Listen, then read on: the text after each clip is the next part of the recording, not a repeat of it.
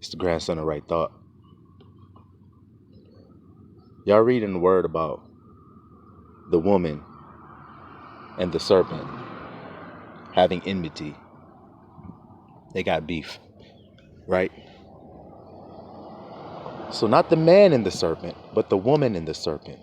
And her seed and the serpent's seed gonna have war, beef, enmity between them. That same beast, that same serpent, that same red dragon, you see it's all the same, got a deadly head wound, and they thought he was dead. But he healed from that deadly head wound. We read about that in the scriptures, right?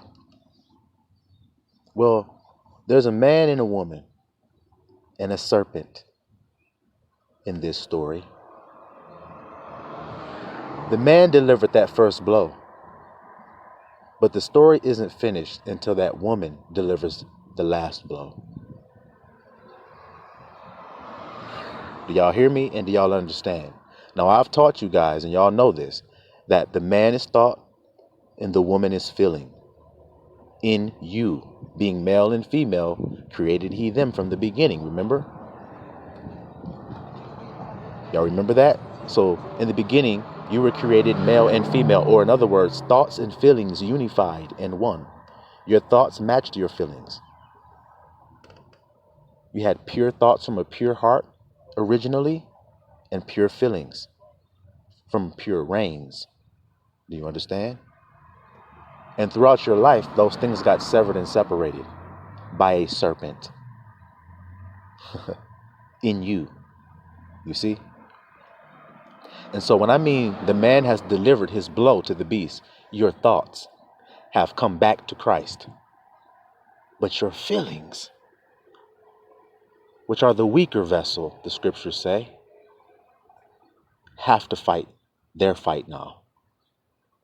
And they have to become subject to their husband, which is that final blow that is delivered to that beast for all time. When his head is finally crushed for the last time. You understand? Both his eyes are destroyed.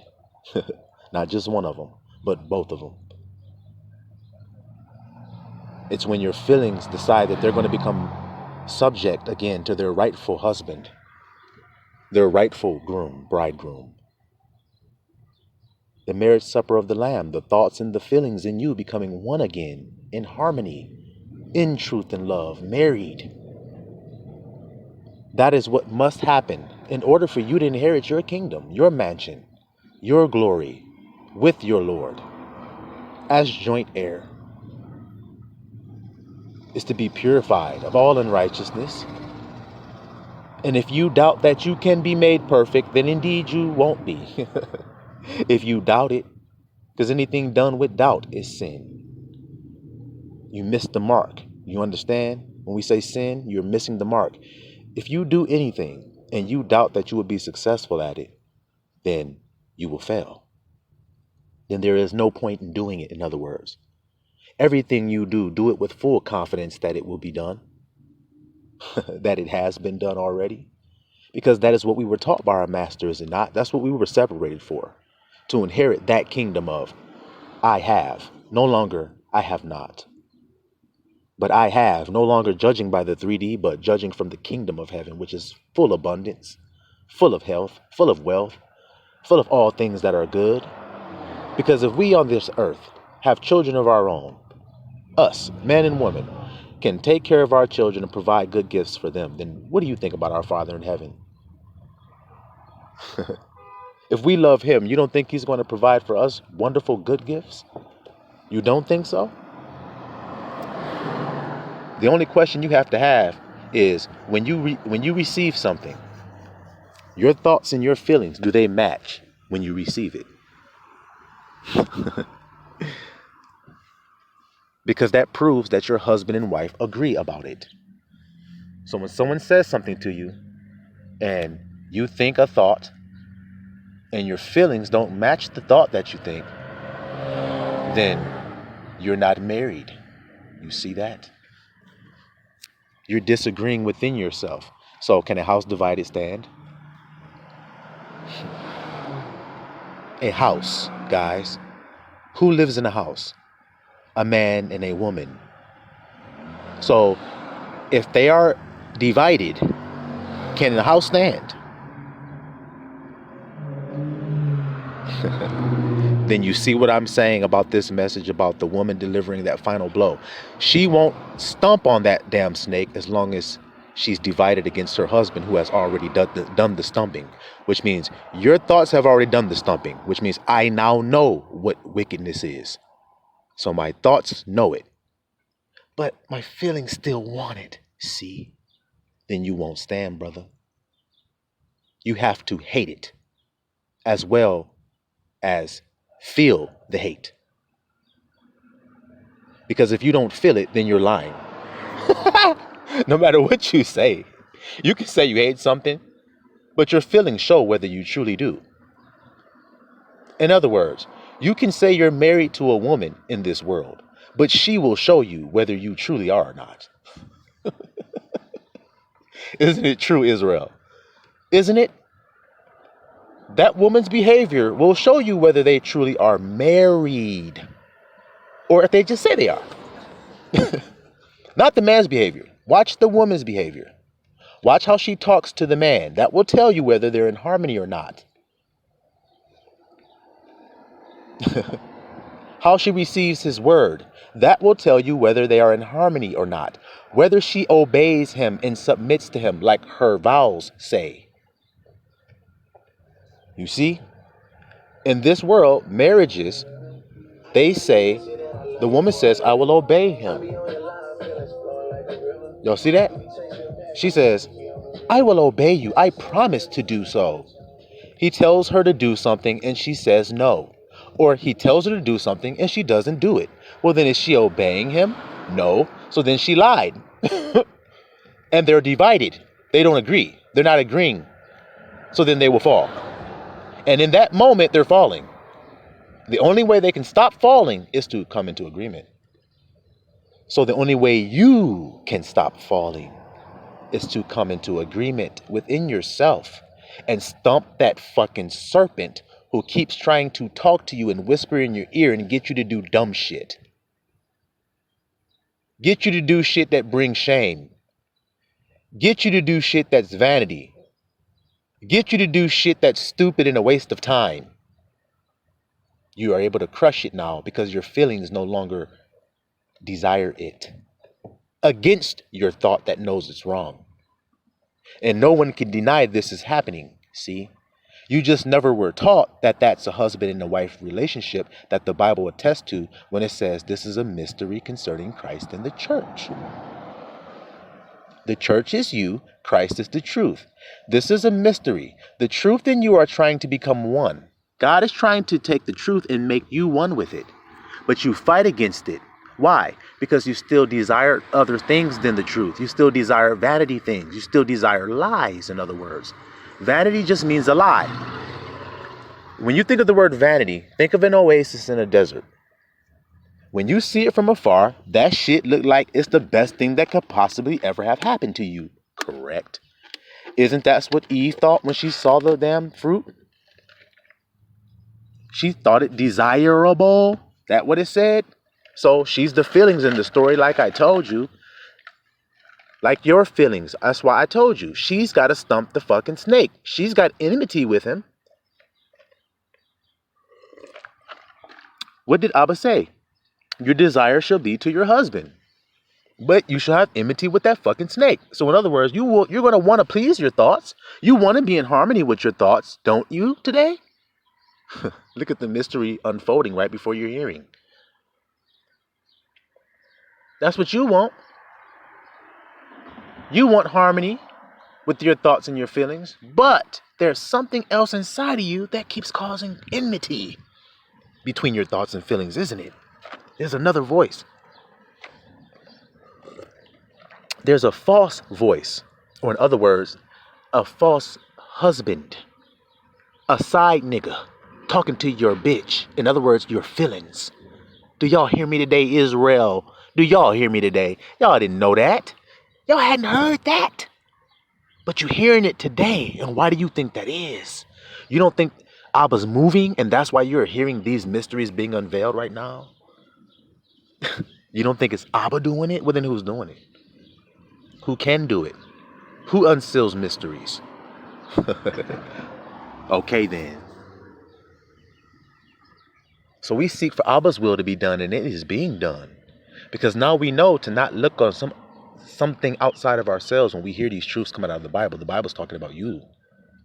Your thoughts, your feelings becoming one in harmony so that when a circumstance comes, you can say, peace, be still. Now watch and let's see if that's actually what this is all about, y'all. Let's see. I often reference Christ on the boat. And the reason why I do this is because their thoughts and feelings were that they were going to die, those men on that ship. But Christ was asleep, so his thoughts and feelings had to be matching enough for him to be at that much peace for him to be asleep.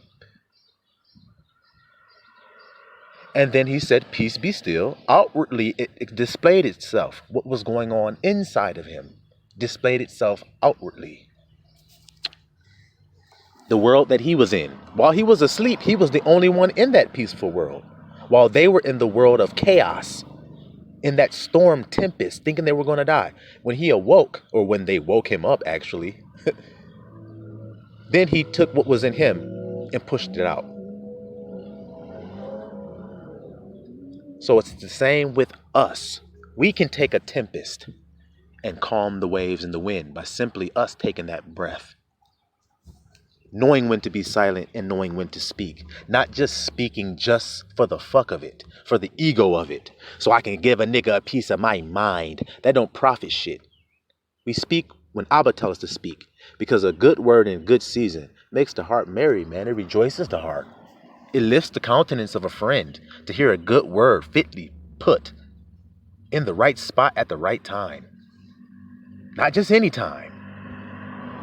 So it's also good to know when to keep silent, when to move, when not to move. Because did y'all forget that we are soldiers? Did y'all forget that? And see, y'all like to be stagnant and sit still. In other words, don't move forward. On the battlefield, you will die quick doing that. Ask any soldier who's been in a firefight. If you sit still for too long, you're going to eventually die. You have to move. You have to keep moving. Now, you can get in a spot and sit tight for a second to gather your shit, catch your breath and shit like that. But you better get up and get moving again. Because once the enemy finds out where you are, they're going to figure out a way to snuff your ass out of there. So by the time they have figured out how to snuff you out, you better have been moved to a new location. Because y'all are indeed soldiers, or did you forget that? And remember, he says, a soldier who's at war doesn't entangle himself in daily affairs. So why are you tangled up in that shit, soldier? Any soldier right now who may be listening to this message, or you who knows a soldier in your family, when they were called off to go to deployment, did they come back and pay bills every now and again and come back and say, hold on, war, you guys got to wait a minute. I got to come back and go to a baby shower or go to a funeral or go to see my dad who's sick in the hospital or go do the... No. He stays at war. He ain't worried about doing shit else. You remember Uriah, the Hittite? David said, go be with your wife. He had a beautiful, badass wife, so bad that even David wanted her and took her. And Uriah still said, no, man, I'm not having sex with my woman. I'm at war right now. What I look like? See, a good soldier don't entangle himself with bullshit while he's at war. So are you at war today? Look, are the saints at war? See how silly this is to deny how to be right now while also stating that you know you're at war. Because if you say you're a saint of the Most High Lord, the Most High Yah, and you are not at war, then you're fucking a liar. Yahusha said, I did not come to send peace. So then how is this the time of peace? that Solomon told you about when he said there's a time for a peace and a time for war. Yahusha said, I didn't come to send peace. So Yahusha said, I come to bring a sword of division, which means war. That's your Lord who brought war to earth. And you say you're not at war, but you fight for your Lord. No, you don't. No, you don't. Because you damn ain't living like a soldier live. You're too caught up. You're too bound down by life. You have too many responsibilities of Egypt. They have you too fenced in, like Romans like to do when they siege a nation and surround it and nobody can get in and out until they all starve to death and die. That's what they've done with you. They have fenced you in and caused you to say, I have to do this shit. That's what that lie they've got on you, because you don't got to do it. You don't. I don't. So then I'm not lying to you by telling you you don't. Does me saying I don't, has that not cost me things? Of course it has. But I count that shit bullshit for Christ's sake. The same shit you're scared to lose, I have willingly gave up for Christ. And you say you love Christ, but you're not willing to give it up. Well, then you don't love Christ. Stop fucking lying. You can't lie to me because I've actually done it. See, if I had not have done it, then you could lie to me. But I have experience in it, my nigga. I am homeless, sleeping in a fucking alley. So don't fucking talk to me about not giving it up, my nigga. Don't. Because I know, and I will fucking catch you in a trapstick with your fucking lie and expose you for that shit. All praises to the Most High Yah for his son that showed us this truth when he said the Son of Man have nowhere to lay his head. So then who am I to complain about sleeping in my car in the alley? I thank Abba Yah that I have my car to at least sleep in and lock my doors and stay protected at night. And I have peace that no one around me bothers me. No one is looking for me. No one is taxing me. No one is putting me out. No one is evicting me. No one is casting me away. I eat every day. I have water to drink every day. I have a strong body and a beautiful countenance. Thank you, Abba Yah. I give you praise today for all of your blessings that you let flow constantly and on a continuous basis for your children, Israel. You provide for us and give us everything that we need, and you lead us in still pastures, Father. The serpent ain't got time to speak to us when we have our thoughts and our feelings set on you every single day. So as for this house, we shall serve the Lord. While y'all think it's a 3D house with you and your woman in there, and y'all think that y'all got to put up this big ass front to try to make everybody believe that you're a perfect Christian couple, when it's about you and your house and your husband and wife that live in there. Can you rule it? Can you be a true king today? Can you truly be an alpha today and rule your house? And say, as for me and my house, we will serve Abba Yah with our thoughts and our feelings in here.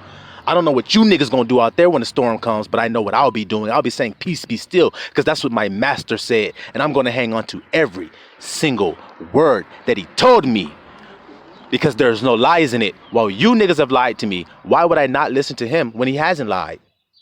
But you want me to listen to you, and you lie. That's stupidity on my part, and I'm no fool. See, it's not about you. It's not about whether you're stupid. It's not about whether you're lacking. It's about whether I'm lacking. It's about whether I'm doing something. I keep my focus on me. That way, I'm blameless when somebody accuses me.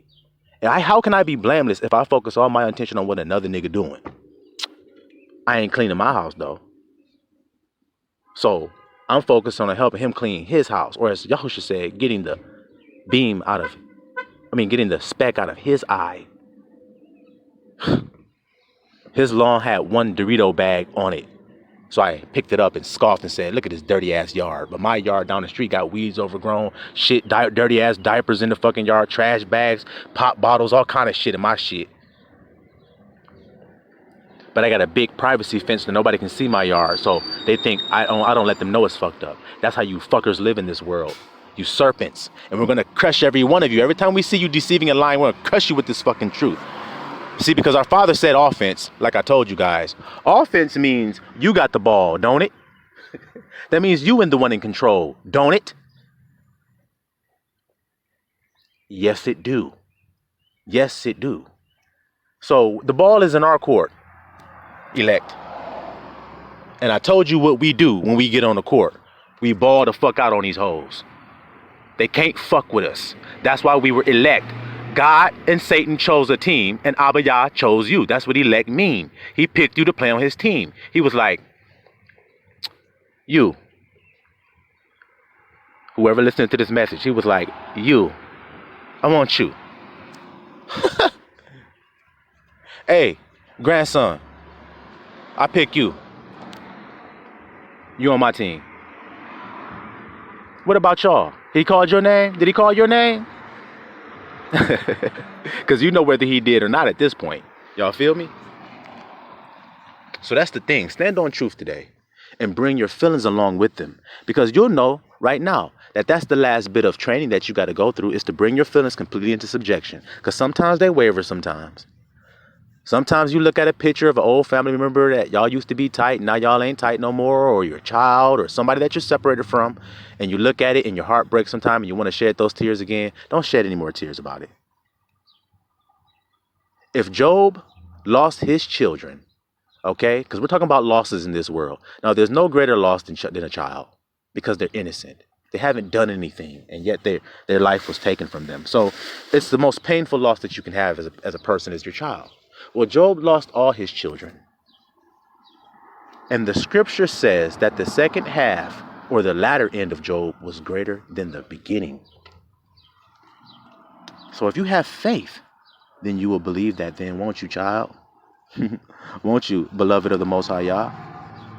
You'll believe it. And no matter what you had to walk away from, or what was taken out of your grasp while you shed tears, bitter tears over losing it, no matter what it is, if the latter half of Job was better than the beginning, then what does that mean for you, beloved? So soon as that serpent comes and tries to get you to turn back and look back, remember what you're looking back at. Sodom and Gomorrah. Death. Waste. And if it wasn't, then your heavenly Father wouldn't destroy it. Because, believe me, he's more merciful than you are. And if he, the all-merciful, all-powerful, long-suffering, full of loving kindness, and full of tender mercy, Lord and Savior, has to destroy it, all compassionate, if he must destroy it, then there's no need for you to be looking back at it. Silawam Israel.